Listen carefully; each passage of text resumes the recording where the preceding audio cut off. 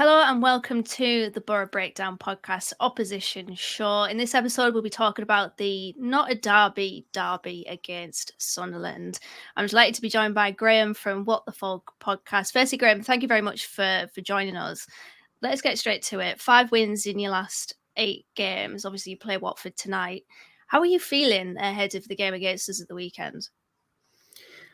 Quite chilled about it, to be honest. Obviously, we're speaking before the game against Watford tonight, but I think win, lose, or draw tonight, I would feel quite similar about the game on Saturday. It's a really odd time to be a Sunderland fan. I don't mean that in the sense that everything's going really bad, but normally it does with Sunderland, and normally it gets documented on TV shows, and we have to kind of live through it again and again and again. But to be honest, like, it's been really great the past sort of year and a half, maybe longer, supporting Sunderland. We have a model, we have a plan, and I think that's a bit of a novelty for Sunderland to actually have a plan. And we've got players that like wearing the shirt, which kind of helps because there's been a lot that haven't. But I still want to win. Like, there's still a little bit of nerves. I'm sure we'll get on to whether I think it's a derby or not at some point, but like I think it's a real chance to go up this season, and I think you look at everything I've just discussed there about players that I actually like and want to wear the shirt and stuff like that. I think another season in the Championship, we might not be seeing those for much longer, especially the likes of Jack Clark. So I'd ideally like to hang on to those players, and a win on Saturday is a big win because I think you'll be there or thereabouts come the end of the season, despite that sort of bad start of the season that you had. And it means there's more chance of Jack Clark sticking around for a bit longer. So nervous in a kind of weird way.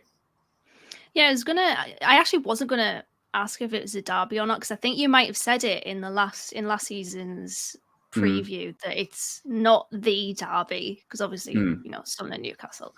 But we'll shelve that. I think it's a rather overdone kind of narrative, isn't it? But you mentioned Jack Clark there.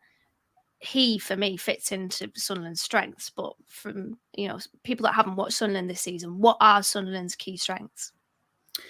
Totally fearless. And I think that comes it's born out of the fact that Sunderland are a team, just to kind of give context, and obviously there's slight caveats to this, as in like Bradley Dack, but predominantly we only sign players under the age of 24.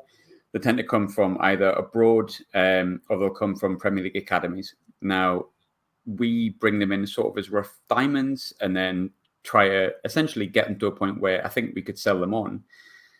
Haven't really sold many people on, to be honest, which is a good thing, which shows that we're not going to be held to ransom. But that's kind of our model in short. And I think what you get when you have players that are under the age of 24 that have come from academies and getting their first team football, there's like a level of fearlessness, which they don't really have. I wouldn't say they don't not respect the opposition, but they're about what they're about. They want to show themselves for what they are. They don't really care about what they're coming up against.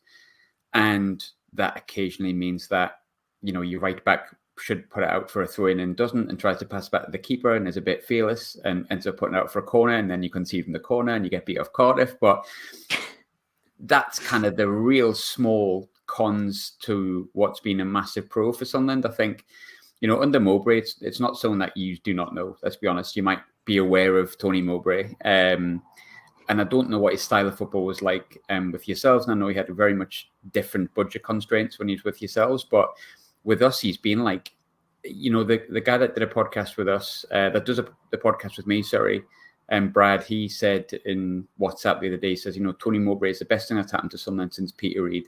And I desperately try to disagree with him, and it's really hard to. I'm not saying I do agree with him, but, he's got a point. Because he just plays such good football, and he's like a granddad, and he's just a nice bloke. And I think the big thing with Tony Mowbray is he gets the area, and I think that's massive for any team, be it Saudi Arabian state-owned Newcastle, Sunderland, or Middlesbrough. I think you have to understand at least what the fans want or have an idea of what their identity is, and I think Tony Mowbray really does, probably because of how close he's been born next to the city and the football club, and he has an idea of it since he was very, very small. But his brand of football is great. If you're talking about what Sunderland's style is, I feel a bit worried saying this, but it's a really good style of football. We're really good to watch. I think it's not just a biased kind of viewpoint either, because it has some It has some drawbacks. I mentioned the Cardiff game before. It does have drawbacks sometimes, but to watch, we're really exciting. I think, there was a couple of times against Boro last year in the home game. I think you would have seen us like breaking on you like towards the end. And when you've got Roberts and you've got Jack Clark and as it was Diallo at the time breaking at you with speed, there's a lot of teams in the Championship can't really deal with it. It's the best football I've probably seen us play in my lifetime, because generally when we've been good, it's been under Sam Allardyce and Peter Reid, which is, I'm not going to say a bad style of football because I enjoyed it both. I like winning games. I don't care how you win them, but they were very much pragmatic at the very least, but like possession-based, you would say. Quinn and Phillips up top as it was, get the crosses in, they'll put the goals in. Sam Allardyce was percentage-based football. This is a really nice style of football, which is all about one-touch passing and a bunch of young, fearless kids that just like having a go. And it feels really nice to say that because I haven't said that probably ever. So, yeah, we're dead good at football sometimes. Hopefully you're not on Saturday. I was going to say that, the strengths of Sunderland, I think you're dribbly as fuck. I think that's probably what I'd say about Sunderland. And it's interesting because Boro's fullback area at the moment, we had Luke Sengel have a very good game against Cardiff, but before that he had a shocker against Sheffield Wednesday, got taken off at half-time. So going into this game at the weekend, I'd be very interested in your right winger versus our left back. I think that's going to be a very key area. That might be an area for Sunderland to target Middlesbrough. But as for Middlesbrough potentially targeting an area of Sunderland, where do you think your weaknesses lie in that team? Probably what I mentioned before in many ways. I think when we've struggled, and this is why I feel a bit calm about the Middlesbrough game, to be honest, because I think evidently you're one of the better sides in the league. I know your league position doesn't state that, but I think you obviously are. You may be missing a centre forward because you've just lost one, but you learn to play a different way, and I'll come. But I don't expect Middlesbrough to come and sit back and like sit in and try and hit us on the break. Now, the teams that tend to beat us are Cardiff's, teams you would normally expect to win at home. And this is no disrespect to them because you played the game to win 3 points. No matter how you play, it doesn't matter. But Cardiff played us to a T. They sat back in like their own 20-yard box for 85 minutes. And just they did that against us yesterday. It's sometimes really hard to break it down, and I wouldn't say it's a weak spot because they've played really well, but we don't have Ross Stewart, and Ross Stewart is at the least more experienced than what we've got at the moment. So you've got Mason Burstow, who's 18, 19 on loan from Chelsea. He's got a lot about him, but he's raw. If he's raw, the other boy you brought in, Semedo, is like uncooked chicken level of raw. Like he's really raw, and they've both got something. But with Ross Stewart, you had a player there that could sniff out a chance out of nowhere. Those lads are still getting to that point that neither of them have scored their first goal yet. You're sort of waiting for that to happen. So sometimes we can have loads of possession, but if the team sits in the 20-yard box and you just cannot put it in the back of the net for like love the money, it can be a bit of a pain in the backside. So I don't expect Boro to do that. So I don't think you'll play necessarily into our weaknesses, but I think where we sometimes struggle is that we struggle to break teams down at home, particularly. Away from home, we seem absolutely fine. And we can't get beyond that really, really deep line, and then we get done by a corner because of a lack of concentration in the 86th minute. But there's not too many outside of the really basic fact that they're young kids that are going to make mistakes, and sometimes championship teams capitalize on that. And we're capable of an occasional stinker, one every 12, 13 games. We got beat 5-1 off Stoke last year, and Stoke are absolutely honking. So we're capable of it because young kids are capable of that. But without saying we don't have any weaknesses, because that would be a lie, I would say it depends how you play against us. It depends how we turn up on the day, but we're generally quite consistent, with the unfortunate problem that sometimes you can't break a team down at home because they sit so deep and then get done on the counter later on. But we're playing really well at the moment. Before the Watford game, I always think if we're going to have ones tonight and not Saturday. How's life post Ross Stewart? Because listening to the episode that you were on last season, you were a big fan of him, weren't you? And you mentioned 2 players there, Burstow, one of them. There's probably potential there, right? But how are you feeling about Sunderland in that striker department this season? I loved Ross Stewart. I've spent the last few weeks purposely trying not to mention him on my own podcast, and there's another guy who does it. No, it's fine. It's fine. Yeah, it's a good question to ask, I think. And there's another lad called Dave who's borderline sort of jealous ex now that he's left. Ross was really, really, really good. For me, I know Boro fans might disagree because of Akpom, but for me, he was far and wide outside of maybe Gyökeres, the best striker in the league. He just had everything. Like, he was capable of, like, he was strong. He could hold the ball up. For me, I would have given him a contract a long time ago, but he didn't get one. And there was a disagreement over the contract and how much he was going to get and so on and so forth. Does this sound like Akpom at all to yourselves? Because I feel like it's similar. Yeah, there was a lot of back and forth, a lot of what on earth is going on kind of thing. Yeah, there was that all throughout the summer. We sort of had that for a bit longer with Ross, and the problem that Ross had was, when he was on the pitch, I think he scored like 10 and 12, which is pretty good. He did have 2 massive injuries, so he tore his thigh literally in the warm-up before the Middlesbrough game. Then a week after the Boro game, when he had a great game against yourselves, he went and done his Achilles. He had a year left on his contract. We got offered 10, rising at 12 million. I'm Ross Stewart's biggest fan, but it was something I don't think you can turn down. He's never going to sign a contract. It was not going to happen. Whether you think Ross deserved more, whether you think the club was doing right by not breaking the wage budget, ultimately an agreement wasn't going to happen, so you needed to take the money. Do I watch something sometimes and go, oh God, I wish we still had Ross Stewart? Yeah, 100%. But I think Burstow in particular is getting stronger game by game. And one big thing, you talk about sort of life post Ross Stewart, and it definitely is one, because there was a few players that left in the summer. Danny Bart was our player of the year last year, and I think it was Jack Clark personally, but Danny Bart did play really, really well and was a massive reason we started so well in our first season back. And he also left, and there was a cloud that hung over us the first few weeks of the season where you were like, well, are these lads going or staying? And you had half the fan base going, we need to keep them. We need to keep them on board. Me being one of them that thought we need to keep these experienced heads and experienced players and should turn down what money was coming forth. And you had another that said, well, like, if they're not going to stay, like, plow on and change it. And I think literally from the first 52 seconds when Jack Clark headed in the first goal against Southampton the day after deadline day, we've looked like a real unit. And I don't think Ross Stewart was in any way, shape, size a former troublemaker. I really don't. But I think the cloud of Ross Stewart's contact or what if Ross Stewart was playing hanging over Sunderland is kind of gone. And there's a bit more freedom there. The big benefit is that we spent about 8 months of last season not playing with Ross Stewart or a striker. So we suddenly know how to play without a striker. Now that we have 2 young ones, it's not as much as the system's not as reliant on both of them, which means there's less pressure on them. So better than I could ever have hoped. But I'm sure there'll be a point in the next few weeks where I go, oh, I wish we had Ross Stewart. Probably. I mean, even as a Boro fan, we were linked with him quite a few times over the years. I think he is someone that is undoubtedly a good striker. From a Boro perspective, is there anyone that worries you a little bit within our ranks? There was actually more last season. The left back, his name escapes me. He went to Luton. Ryan Giles. I thought he was excellent. In a really weird way, your goalkeeper worries me because he scored a diving header against us in the last minute for QPR last year. So there's definitely that. I think, without saying that you don't have really good individuals, I think what Boro sort of have, and especially have had over the past 4 games and last year really, was I think you've got a good team cohesion. Like, I think Carrick really seems to rely on putting a team together that works as a team rather than the individuals.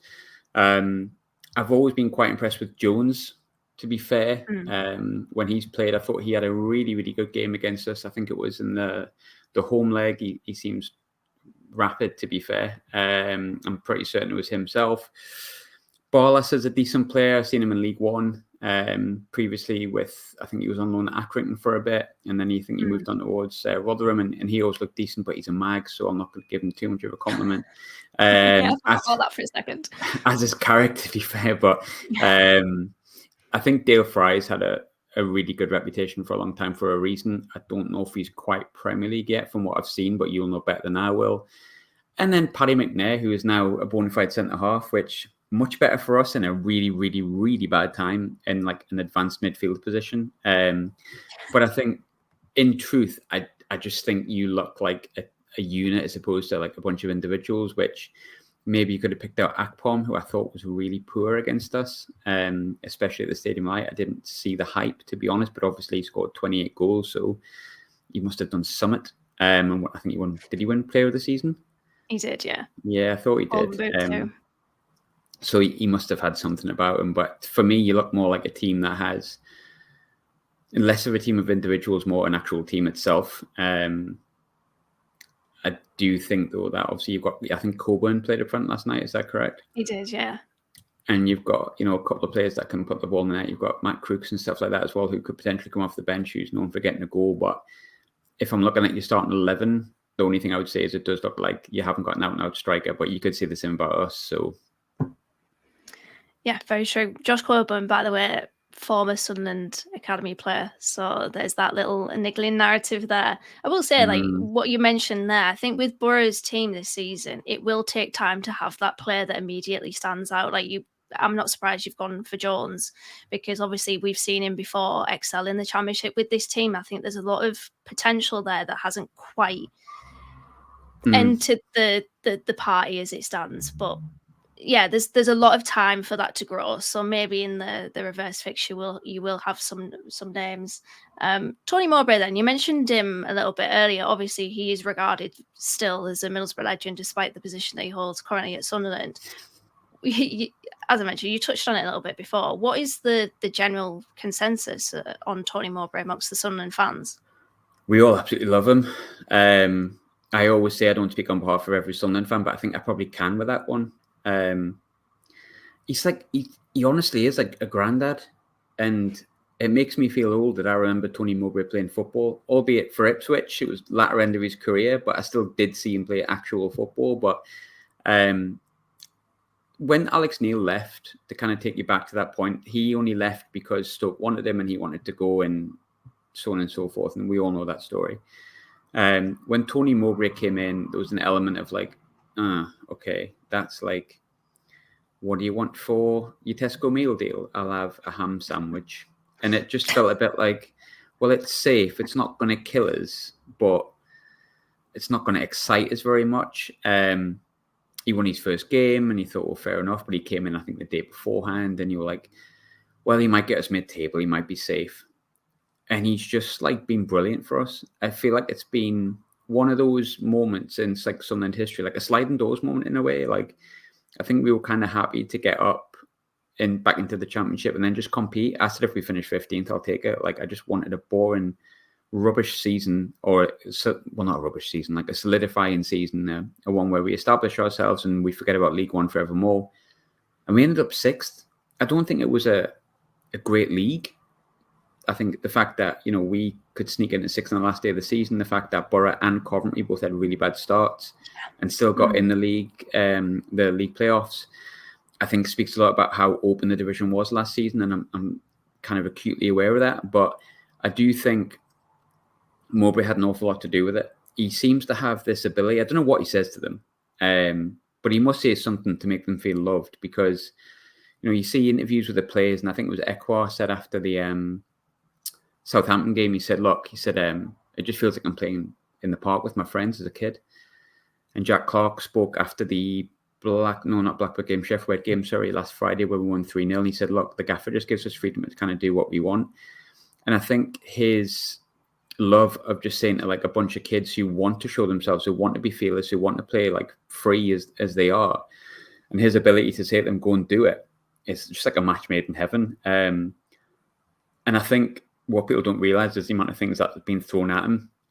He had Ross Stewart injured. When did we play you? Like September, like his third game or something. Ross Stewart gets injured, and you think, oh, gonna have to play with Ellis Sims till December. Ellis Sims then gets injured 2 games later. So he plays with no strikers for like forevermore, when he's trying to make an impression on a fan base that is angry at a manager that just left, but were arguably very impressed by Alex Neil because of what he did. Gets to January, he loses Ross Stewart for like the rest of the season. He then loses all of his centre halves. He then, like, Dennis Serkin's like perma injured all of the time. The amount of injuries he had last year and the injuries he's getting this year, and the fact he keeps producing results, I think is also down to his mindset. He's a really positive guy, loves these revels. He's a big chocolate fan. And he's a big fan of his Hugo Boss gilet, which, to be fair, since he wore it, I think it was Boxing Day against Blackburn Rovers, he had his like Hugo Boss gilet on. And since then, he's never not wore it. And we've done really, really well since then. But he's fab, honestly. I could speak about him for days. I just really like him, but I couldn't tell you, what it is that I like about him in terms of like what he's done. He just seems to fit, like, and the fact that he fits so well. I mean, there was people. I think it was in the summer we were linked to like this foreign coach who, to be fair, is doing really well in the team he's with at the moment. But everyone was immediately like, no. Like, I like the succession plan in case, Tony needs to go or whatever happens, but we would really prefer Tony Mowbray not to go. And I think it kind of summed up how sort of funny in a granddad way he was when the other week he was said, someone asked him, sorry, it's come out this week that your contract was extended by, your performance last season, like automatically. What's your thoughts on it? And he was like, I didn't even know. Like, had no idea. He said the only reason I found out was because Jack Clark was walking around the training ground going, "Oh, well done, Gaffer!" Like, thumbs up. And I'm just thinking, and he's just really funny. And I think I spoke to a Blackburn journalist when we got him to kind of get an overview of what Tony Mowbray was as a manager. And the one thing he repeated, almost like in a kind of annoying way, was he's a good bloke. He's just a really good bloke. You'll really like him. He's a good bloke. And I think he's obviously tactically aware. And the fact that he's a good person means that these young boys are wanting to play for him. So, yeah, I love Grandad Tony. Really, really like him. We've got an awful record against Tony Mowbray teams, so that leads me perfectly on to the fun part of the pod, the predictions. Graham, what are you going for? I have a really bad record with predictions, so I don't even know why I bother, to be honest. You're not going to win forevermore. I think it's really hard to win 5 games in a row in this league. I think a lot depends on our result tonight, because if we get beat tonight, 3 points are kind of a must. I don't think the draw is good enough. Do I think we'll win tonight? Yes. So I kind of see it being a draw, because I don't think you're going to sit back, which means that there's going to be spaces and we will exploit them. Like, I'm pretty confident in that. But do I think we'll be able to keep Boro out? Yeah, I do if we did, but I don't think we will. I think you had a win last year. We had a win last year. We'll probably overdue a draw, I think. So I'll say 1-1. Yeah, you know what? I was feeling a 2-2, but the type of draw where Boro come from behind, so it kind of feels like a win, but it will be an interesting game. Graham, thank you very much for joining us and lending us your insight. To the listeners, we will be back on Sunday for the usual post-game pod, hopefully discussing a 5th straight Middlesbrough win. Up the Boro breakdown.